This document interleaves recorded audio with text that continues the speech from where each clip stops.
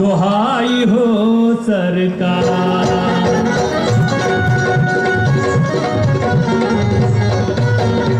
और दुहाई हो सरकार, बड़ी भारी आफत बायाइल, और प्राण प्यारी रूप कुमारी बाड़ी मोर भुलाइल।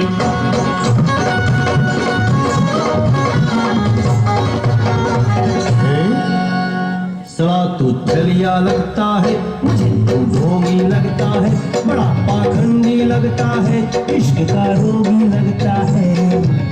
नहीं साहब, हम सच बोलता नहीं। पक्का हुजूर। मुंशी जी FIR लिखो। अरे ना हो साहेब, ये आदमी बड़ी बात की, हमरा बेटी के कतही छिपा दिल बा। दर्द बेटी के बाप से पूछली, हीरो होंडा के खातिर रोवा दिल बा।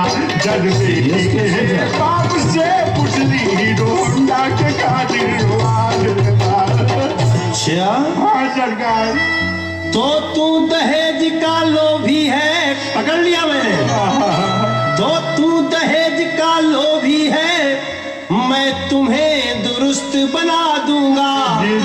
कानून पुलिस क्या होती है, मैं आज तुम्हें बतला दूंगा। हरी सिंह का थाना में गुंडा करती है। नाय हजूर, ये हमार ससुर जी एकदम झूठ बोल रहल बानी। क्या ससुर जी और झूठ? जी सर। ए हजूर, हमार बेटी आ गई, लोग से ना पूछली। मारी मारी फोड़ले बाटा होला बाटा जाई बसा जनवा ए साहेब। मारी मारी फोड़ले बाटा होला बाटा जाई बसा जनवा ए साहेब। जाई बसा जनवा ए साहेब। जाई बसा जनवा। इसको कैसे कहे रे? मांगे रोज बेच के गहनवा जाई बसा जनवा ए साहेब। कंफ्यूज करने में समझेगा। मांगे रोज बेच के गहनवा जाई बसा जनवा ए साहेब।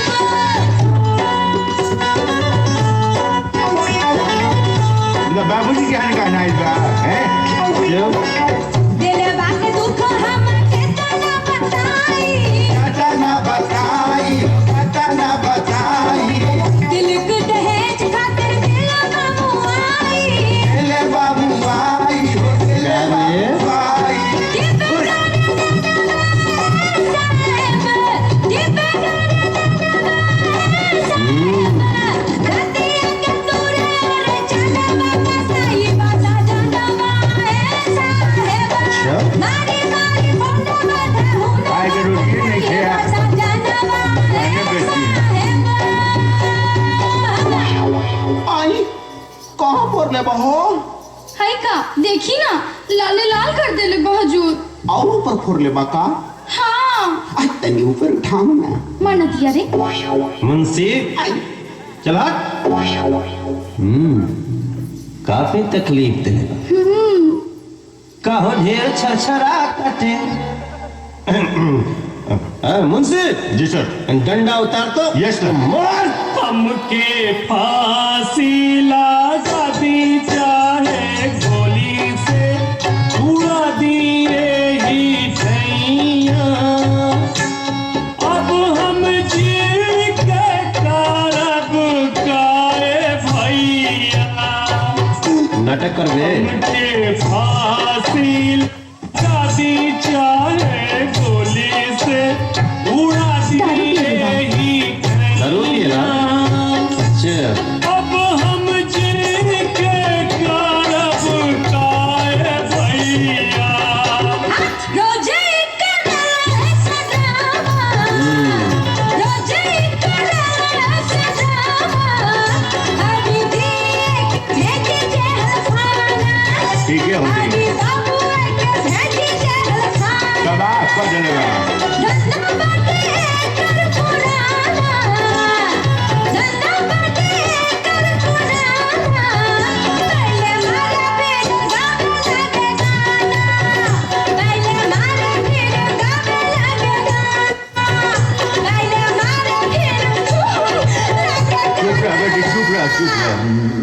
तुम चिंता मत करो। अरे इसकी ऐसी बजाऊंगा बंसी में यार, जी साहेब। भूल जाएगा सदाना जनाना को ये बाबू जी आ जाइए। दहेज उत्पीड़न बड़का अपराध है, अशोभा देता है क्या मर्दाना कोई। मार के लाठी से ठीक करो। अरे सिकट खाना में गड़बड़ी साहेब, का बोल रहे? आप मुझे इनाम दो। काहे? मैंने केस सुलझा लिया, मुझे प्रमोशन का पैगाम दो। का के लिए बड़े? ये इस बच्चलन का प्रेमी है, प्रेमी? इसके पास से बरामद हुआ इन दोनों का तलाकनामा है, और ये इस शरीफ आदमी को बदनाम करने का ड्रामा है। न्याय हो साहेब, अब तो न्याय हो। घोर अनर्थ, अति घोर अनर्थ इस सुंदर सुकुमारी ने रच दिया। एक शरीफ आदमी आज जेल के अंदर जाते जाते बच गया। न्याय हरि। लगाओ यानी के कमर में रस्सा, अरे बाप रे बाप, न्याय हरि। यानी के हाजत में।